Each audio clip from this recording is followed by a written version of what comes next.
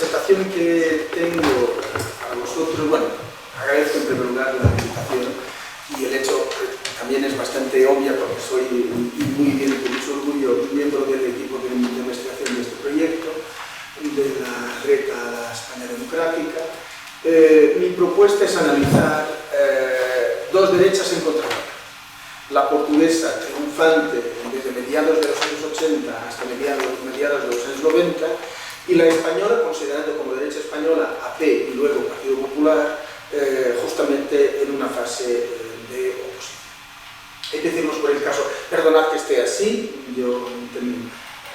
conseguimos los tres descubrir cómo hacerlo en pantalla entera. Empiezo por la historia del más importante de los partidos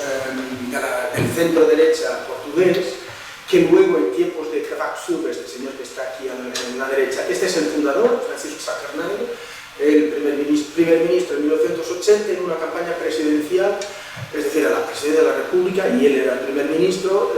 en una campaña presidencial su avioneta se estrella a la salida de Lisboa. Irónicamente, el aeropuerto de mi ciudad y de su ciudad también, Porto, lleva el nombre de un hombre que se ha estrellado en una... Es el fundador en 1974 y en el año 80 es sustituido por una serie de presidentes del partido que luego en el año 85 acaban ese ciclo de 3 o 4 presidentes consecutivos en el nombre de Aníbal Cavaco Silva.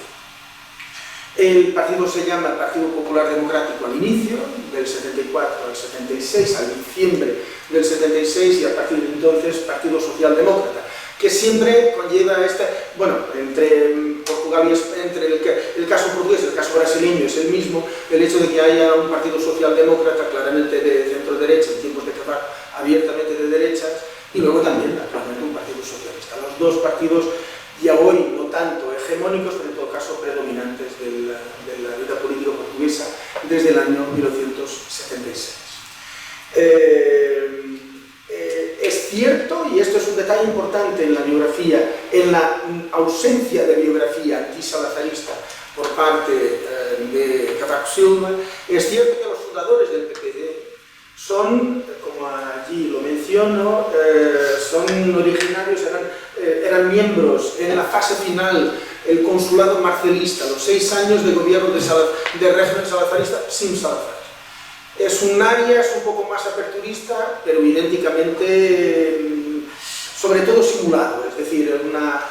Marcelo Caetano en los años 68-74, en el año y medio inicial empieza un proceso de simulación de apertura para intentar contener la contestación, y cuando entiende que no es capaz de hacerlo, de contenerla, y la guerra colonial seguía, que es lo más cambiante, lo más movilizador, lo más desestabilizador de la sociedad portuguesa en esos años, 61-74, como todo esto sigue, la dictadura se vuelve a rigidificar a partir de inicios del año 1970. En esa última fase, 4 años de esa fase, 69-73, la dictadura invita a una pequeña élite de católicos no progresistas, no organizados en el mundo de la oposición, ni mínimamente disidentes a finales de los años 60, para constituir una especie de pequeña élite liberal tecnocrática, que al cabo de 3 años, 72, inicios del 73, acabará, la mayoría, no todos, rompiendo, hablamos de un microgrupo parlamentario, grupo parlamentario de unas 15, 17 personas, orgánicamente no están organizados, y los dirigentes más importantes de esa ala liberal, se llamó así del marcelismo, tenía Francisco Sá Carneiro como su líder, y es cierto, él rompe con la dictadura en el año 73, y en el año 74 hay un partido de la derecha portuguesa que puede reivindicar haber tenido una fase final de contestación abierta a la dictadura. Cavaco Silva no tiene el más remoto papel en la vida política y no era mucho más joven que Francisco Sá Carneiro durante la dictadura.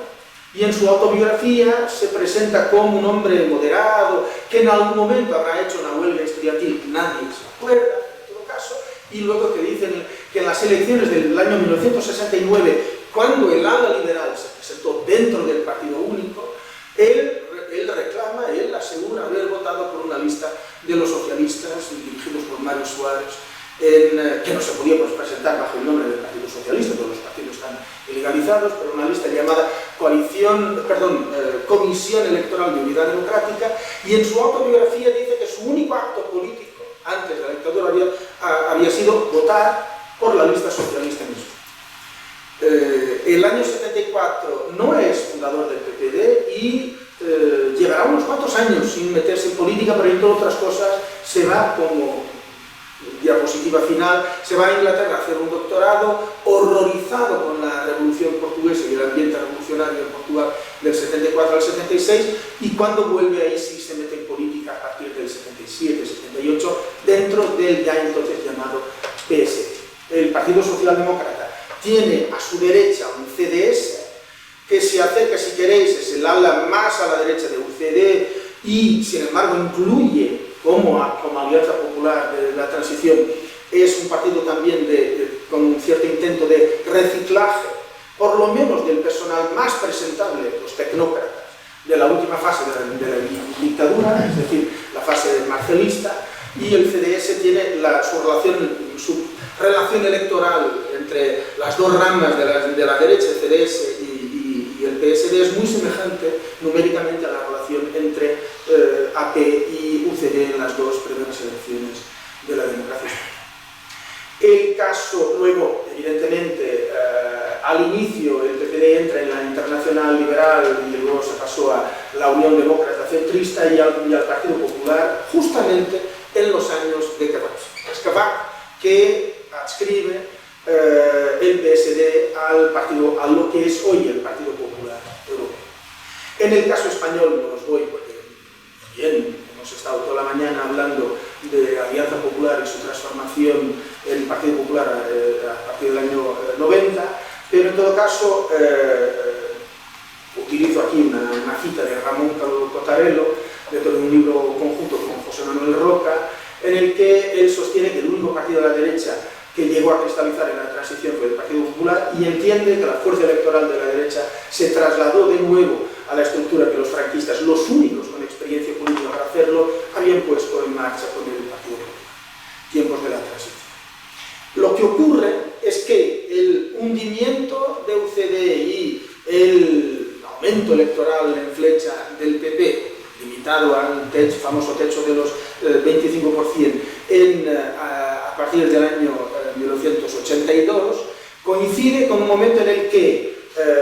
entra en claro contraciclo con el percurso histórico en estos años de la derecha portuguesa. La derecha española está en la oposición en tiempos de UCD, pues con UCD en el poder, 77-82, y luego con el PSOE hegemónico hasta el año por lo menos 1989. Mientras la derecha portuguesa gobierna consecutivamente, y en la memoria, que es muy curioso, pero en la memoria mediática de mi país, esto no se cita apenas.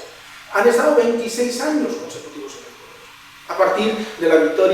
la primera victoria electoral de la derecha, diciembre de 1979, en una coalición que lleva el mismo nombre que ahora, el año pasado, la derecha clásica, PSD, CDS, han decidido reutilizar Alianza Democrática. Ahora no podrán hacerlo porque hay un minúsculo partido monárquico, hay un mogollón de monárquicos en la derecha portuguesa, pero organizado autónomamente, un minúsculo partido monárquico que de tan reaccionario, de tan impresentable, no ha conseguido llegar a acuerdo con el PSD y el CDS para las próximas elecciones dentro de un mes, 18 de mayo, y por lo tanto el Tribunal Constitucional le ha dado razón y ahora tendrán que encontrarse otro nombre. Han nacido como Alianza Democrática la coalición en el año 79, han ganado elecciones 79-80, perdido las elecciones del 83, pero se hace un gobierno de bloque central. Y ese gobierno de bloque central, lo que sería en Alemania un gobierno de gran coalición, se prepara después de estas elecciones de 1983, socialistas y el PSD entienden que hay que hacer un acuerdo con el Fondo Monetario Internacional, sería ya el segundo. El primero ha sido el acuerdo del gobierno socialista de los años 77-78, la segunda intervención desde el año 83-84, y el año 83, pese a la victoria socialista, este Parlamento, estos resultados de estas elecciones del 83 reproducen sensiblemente los resultados de las elecciones del 75 casi. Con el PS con 36% de los votos, hay una mayoría parlamentaria de izquierdas con la coalición entonces de comunistas y una vieja organización antifascista de los tiempos de la dictadura, pero la elección es hacer una coalición, una gran coalición con el PSD, porque se entiende que hay un esfuerzo que el gobierno intenta hacer negociando con el FMI. Curiosidad de esta es la firma de ese acuerdo, este es Mari Suárez, líder socialista, este es Mote Pinto, el último de los dirigentes del Partido Socialdemócrata, antes de que en el Congreso del 85, Aníbal Cavaco, que había sido ministro de Hacienda durante un año con Sacarneiro, los primeros gobiernos de la derecha en el año 80, 79 y 80, Cavaco se engrandece dentro del partido de la derecha en sus críticas a la gran coalición, al bloque central y al gobierno, por lo tanto, de Mário Soares,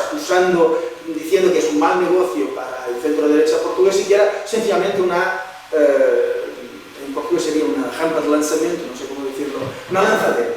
lanzadera para la candidatura presidencial de Mário Soares, que de hecho se lanza. Y él es el responsable por haber roto esa gran coalición, provocar nuevas elecciones y ganar esas nuevas elecciones.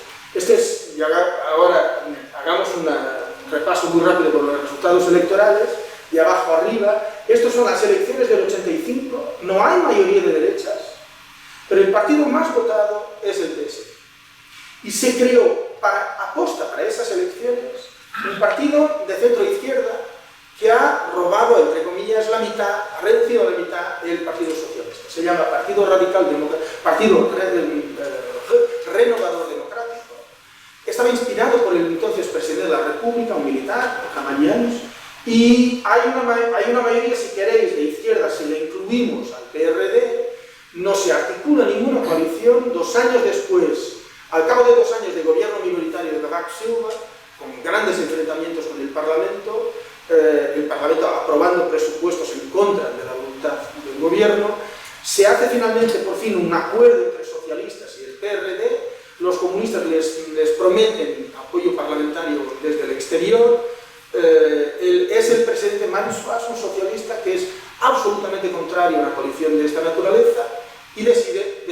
disolver el Parlamento. Sale una mayoría absoluta, por primera vez en la historia portuguesa, de un partido solo, el PSD, con 50% de los votos, ni siquiera, es mayoría absoluta de los votos, evidentemente parlamentaria. Resulta en gran medida de la reducción a la mínima de la derecha del CDS y de la vampirización de 3/4 o más de los votos de este nuevo partido del PRD. Se acentúa 4 años después, en 1991, esa hegemonía del Partido Socialdemócrata, y el año 95, un año antes del triunfo del PP en España, Cavaco pierde las elecciones. No él personalmente, porque decide que al cabo de 10 años en el poder cede la presidencia del partido a un número 2, y se presenta, sin embargo, en enero, las elecciones han sido octubre del 95, y en enero del 96 se presentan las presidenciales y es derrotado por un candidato socialista que en ese momento llevó en la primera vuelta el apoyo de toda la izquierda, Jorge Sampaio, un antiguo resistente estudiantil y luego abogado antifascista, es decir, de la oposición antisalafista. La diferencia con el caso español es muy nítida, aunque es cierto también que, permitidme de nuevo, si el PSD triunfa absorbiendo lo que queda en su derecha y hacia el centro, digamos, cerca del centro, lo mismo ocurre también en el caso español, lleva tiempo, pero no nos olvidemos que 9,2 y un 7 y un 8% de los votos en las elecciones españolas del 86 y del 89 eran del CDS, no es poca cosa. Y el PP sabía que no podía romper ese techo sin absorber al CDS. Y es lo que ocurre en las elecciones del 93, aunque no sea suficiente, y luego se amplían las del 96. Aunque tenga mucho menos expresión, haciendo, como hice yo, la suma de todos los pequeños partidos de derecha, sobre todo partidos regionalistas, se ve que a lo largo de estos años, salvo entre el 86 y el 89, que hay un aumento, a lo largo de los años siguientes el PP consigue también entrar por ese electorado. Estamos, por tanto, en contraciclo. El PP intenta romper la hegemonía del PSOE, la derecha portuguesa lo ha conseguido hacer mucho más por cierto, son 3 gobiernos del PSD, uno minoritario, por lo tanto, entre el 85 y el 87, 2 mayoritarios del 87 al 95. Curiosamente, es fácil reconocerlo, el eslogan del PSOE con Felipe González del 86 es traducido en portugués por buen camino, no buen camino, en las elecciones portuguesas del 90. Ese es otro aspecto que es curioso. Felipe González y Cavaco se han llevado bastante bien, 2 personajes como tal individualmente muy distintos, pero se han llevado muy bien, son los primeros años de la integración europea y se enfrentan al tema de la integración europea más o menos desde la misma perspectiva, es cierto, Felipe González, antes todavía del ingreso en la Unión Europea, el proceso de la reconversión industrial se hace de forma mucho más brutal que en el caso portugués. El caso portugués será más matizado, más gradualista, hasta mediados de los años 90, cuando justamente ese mismo proceso acabará haciendo con que la derecha portuguesa pague un precio. Por el contrario, también ocurre que el gobierno socialista de António Guterres, el actual secretario general de Naciones Unidas, que sustituye a Cavaco del año 95, se lleva bastante bien con los 2 gobiernos de José María Aznar. Entre los años entre los años de 95, cuando él llega al poder, y 2002. Es cierto, cae en 2002 y quedan todavía 2 años de Aznar, pero eso no cambia la evaluación general. Mi interpretación general sobre lo que haré aquí no es una relación entre los 2 partidos, no he estudiado los archivos del PP ni los archivos del PSD, lo que haré aquí es una comparación, si queréis, de la ubicación histórica de la década cavaquista, 85-95, y la emergencia del aznarismo de Aznar antes del aznarismo. O sea, lo que es la configuración de una apuesta política de un PP, el partido del centro, como se presenta,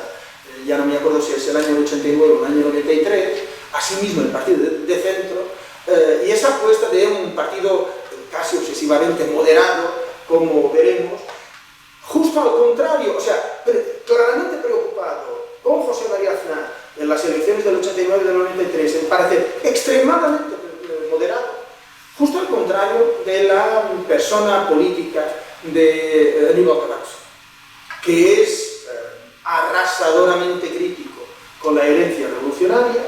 arrasadoramente crítico con los pocos años de gestión socialista. Es que siempre, el otro día, ya no sé dónde estaba yo, y decía, y alguien decía, Manuel Suárez, que ha sido primer ministro de 3 gobiernos, pero todo sumado son menos de 4 años. Ha sido 10 años presidente de la República y ha sido un mogollón de años resistente antifascista y dirigente de las organizaciones socialistas, luego Partido Socialista, del año 73. Cavaco ha utilizado en sus primeros años, y por lo menos la primera mitad o los primeros 4 años de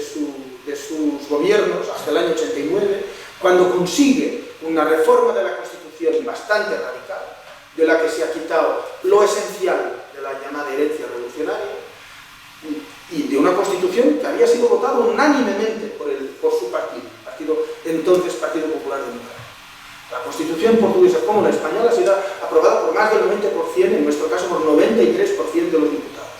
Todas las izquierdas y el más grande partido del centro derecha. Unánimemente. Y sin embargo, el año 76, ya terminada la fase más caliente de la revolución, incluía nacionalizaciones irreversibles revertidas el año 89, reforma agraria, control obrero y lo que se llamaba organizaciones populares de base con capacidad de participación en administraciones locales. Todo eso se acabó, no en el año 82, primera reforma, sino en el año 89. Hasta el 89, el lenguaje de Cavaco es muy semejante al lenguaje permitido de la ultraderecha en nuestros tiempos. La campaña electoral de la ultraderecha y de los ultraliberales en Portugal, partidos que se llama Iniciativa Liberal para las próximas elecciones, son 50 años de socialismo. Toda la democracia portuguesa han sido 50 años de socialismo. Y la campaña de Cavaco era la misma. Y sin embargo, se olvidaba que él llegó al poder en 1985 y desde el 79 su partido no había salido del gobierno. Jamás. A mi juicio, el cavaquismo ha sido un proyecto de restauración histórica. Es una restauración histórica intentando crear algo nuevo a partir de lo viejo y un futuro, como escribo aquí, que rompía con el pasado revolucionario, es evidente, eso es lo central del cavaquismo, pero que ha reconectado y adaptado algunos de los procesos interrumpidos por la revolución. El gobierno de Cavaco está lleno, no directamente como el de, se decía, el de Rajoy, bueno, y la mitad del gobierno de Aznar, con cantidad de, por lo menos, segundas generaciones de ministros del franquismo. El gobierno de Cavaco tiene los únicos tecnócratas de la dictadura que podían ser miembros del gobierno, que no tenían pasado suficientemente, con una revolución, una ruptura con una portuguesa, era muy difícil rehacer una carrera política a las derechas, muy pocos lo han conseguido hacer, y lo han hecho casi siempre, salvo un caso fuera del PSD, del CDS, lo han hecho no dirigiendo partidos políticos, pero siendo cooptados directamente al poder, al Consejo de Ministros.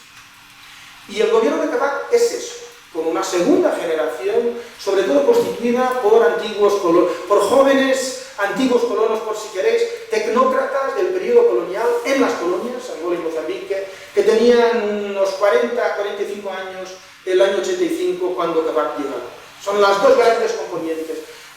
Y luego, menos que el gobierno Aznar, dos personas que habían venido a la izquierda y que habían hecho el recorrido, lo que en tiempos de Cavaco se llamaba un pequeño club,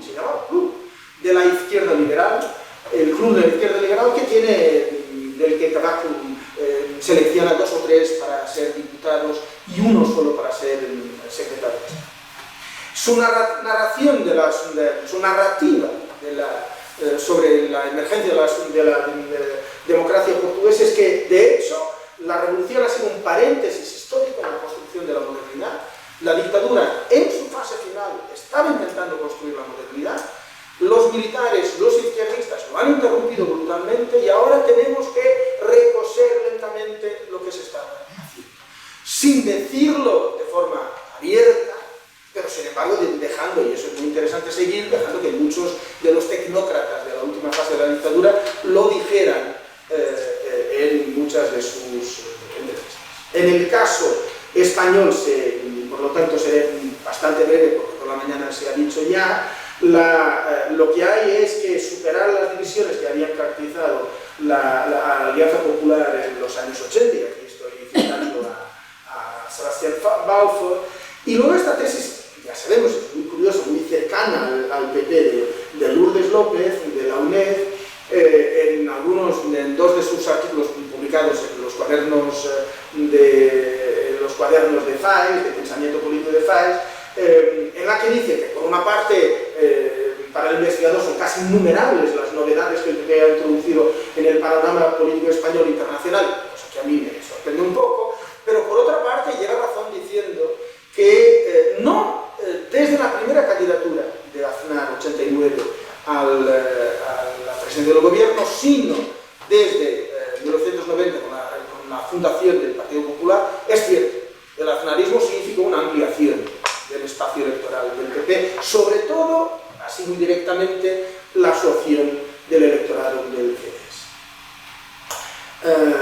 En ambos casos, no nos olvidemos, coincide con los primeros gobiernos de Cavaco, la fase con la perestroika, pero en todo caso la fase final, justo antes de la implosión del mundo soviético, y en ambos casos han aprovechado muy bien, con más éxito electoral en el caso portugués, esa idea, ese imaginario de que era la confirmación del error histórico del socialismo. En el caso portugués, el error histórico de la revolución; en el caso español, el error histórico de los gobiernos socialistas de Felipe II. Y eso significa, bueno, en ambos casos, no en el caso portugués, es una especie de venganza de los politólogos y sobre todo del centro derecha portugués relativamente a los españoles, con la conciencia de que la transición modélica se había hecho modelo para las transiciones internacionales. Ahora de repente el centro derecha portugués, los intelectuales de bolsillo de Cavaco Silva en la presidencia del gobierno decían: no, pero nosotros hemos sido los pioneros en la caída del muro, porque hemos derrotado al comunismo el año 75, el 25 de noviembre del 75, no os explicaré de qué se trataba, y sobre todo a partir de las reformas constitucionales, el derrumbe de esa constitución socialista, sin embargo votada integralmente por el mismísimo PAN. Y por lo tanto, la idea de que Portugal, que estuvo al borde de una dictadura marxista y colectivista en el 75, supo derrotar de forma pionera en Europa el modelo de socialismo real. Es la descripción de lo que ha sido la revolución. Y evidentemente en el caso español es fácil encontrar documentos del PP, el discurso de Aznar en el Congreso de 1990, diciendo los proyectos socialistas están agotados, allí en el este y aquí en cualquier país, y evidentemente empezar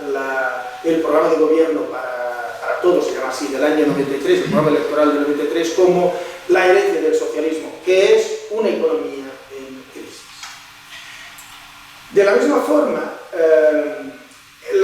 he abordado ya esa obsesiva búsqueda del centro y de presentarse como del centro por parte del PP para buscar, como dice Sebastián Balfour, desmarcarse en gran medida la herencia del franquismo. El programa del 96 presenta al PP como el partido del centro, y apetece citar a Ricardo de la Cierve de 1976, cuando él decía: la derecha se refugia en el cómodo disfraz de centro e incluso proclama impúdicamente su condición de izquierda. Es curioso esta obsesiva presentación del PP, autopresentación del PP como un partido moderado, como un partido de centro. Históricamente en la derecha portuguesa nosotros la ubicamos sobre todo en los años de la Revolución y en los inmediatos después de la Revolución. A partir de ahí se va desacomplejando. No inmediatamente, pero por ejemplo no es nada difícil. Las mayorías absolutas de Cavaco del año 87 y 91 son abiertamente elogiadas por personajes históricos de la dictadura, y entre otros, caso único, dos de los nombres más importantes de la policía política, quien libros de memorias o entrevistas que publican el año 88, 89, justo después de la primera mayoría absoluta, dicen: finalmente alguien ha rescatado a Portugal. Y eso no hacía mucho daño a la imagen del cavaquismo. Es una modernización, es un proyecto de modernización conservadora, en el cual evidentemente hay una alianza, una colaboración abierta del Estado con los grupos económicos, con los grandes grupos económicos que se describen como capaces de asumir el liderazgo del capital nacional en el proceso de internacionalización de la economía portuguesa. Ese empeño en el desmantelamiento de la herencia revolucionaria, la más importante de las reformas constitucionales, es un acuerdo entre socialistas, entre Cavaco y los socialistas, el año 89, un enfrentamiento radical con el movimiento sindical, que contrasta en estos años solo del PP en la oposición con los programas electorales del PP llamando a la concertación social, al diálogo. El PSOE ha roto con UGT, es una enorme responsabilidad, tenemos que... Y finalmente una retórica neocorporativa del diálogo social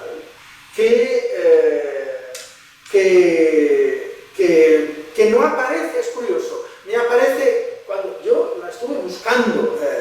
en los documentos del PP y sin embargo no aparece con esta, o sea, es la llamada al diálogo justo porque permite una crítica a la actitud descrita de enfrentamiento, bueno, de hecho, de enfrentamiento del PSOE con el movimiento social. La radicalidad del discurso de Cavaco habla siempre de lo que él llama, hablando de los sindicatos, los pretensos, se debe decir claramente, pretendidos, los que pretenden ser defensores, presentarse como defensores de los trabajadores, que han creado la destrucción del clima de confianza, la caída de las inversiones, la reducción del poder de compra, la llaga social de los sueldos en retraso, los salarios en retraso, que era un fenómeno sobre todo de los años de la segunda intervención del FMI, como si los sindicatos hubiesen sido responsables y evidentemente ubicando en las zonas donde los comunistas siguen siendo mayoritarios, Alentejo, Istuba, el pueblo como víctima de las locuras ideológicas de los que se presentan como tal. Un gráfico rapidísimo para decir que las privatizaciones empiezan en fuerza con el gobierno Cavaco, pero desafortunadamente, hay que decirlo históricamente, estos son dos gobiernos de Cavaco y estos son el valor de las empresas privatizadas. El recordista es Antonio Guterres, en su primer gobierno y segundo gobierno. Luego este es el gobierno del futuro presidente, justo después de esto, de la Comisión Europea, de Laurent Fabius, y por último, de nuevo, el gobierno socialista de Santos. Las privatizaciones portuguesas entre inicios de los 90 y finales de los años 2010 representan en Europa occidental, salvo Europa post-socialista, la economía donde las privatizaciones más valor representan en el conjunto de la economía, del PIB de un país. En el caso español, bueno, ya lo he mencionado, la idea del diálogo de la concertación, sobre todo esto involucrado en un lenguaje de la decencia, de la austeridad, de la palabra, el eslogan para las elecciones del 93, no creo ser del 81, del PP. El ahorro, la inversión, la solidaridad, bueno, naturalmente el patriotismo. Ya veremos que luego esto, o podemos verlo ya directamente, esto enlaza directamente con la autorrepresentación, esto es de Cavaco y aquí perdonad, ¿cómo saco esto? No consigo. Con la autorrepresentación, la presentación que hace de sí mismo Aznar, que habla de su sobriedad castellana, el Congreso del 90, se presenta en el informe semanal como una persona normal, una persona de este tiempo. Además, en el original él dice 3 veces consecutivas que es una persona normal, como si estuviésemos esperando que no lo fuera, pero en fin, pero luego insistiendo, justamente, no tengo ni patrimonio político, ¿cómo que va? No había jamás hecho política en su vida, cosa que no es absolutamente cierta tampoco en el caso, antes del 89, por lo menos en el caso de Aznar, y histórico, y por lo tanto, de alguna forma, distinguiéndose radicalmente de los 7 magníficos de AP, de los fundadores de AP. Y evidentemente una persona normal, dialogante, tolerante, moderada, cosa que hoy merece la pena pensar, reflexionar sobre luego lo que será el Aznar presidente del gobierno, sobre todo con mayoría absoluta. Con ese detalle, él dice que su primer acto político, de alguna manera, así lo cuenta el informe semanal, ha sido que habría sido su mujer Ana Botella. Él había votado a UCD, no se sabe, claro, pero su mujer Ana Botella le había invitado le había tirado de él para irse a un mitin de Alianza Popular. Es muy curioso. Y en ese sentido es más cierto que se haya quedado hasta final agarrado este perfil el caso de Cavaco, un hombre que de sí mismo decía racional, metódico, riguroso, trabajador,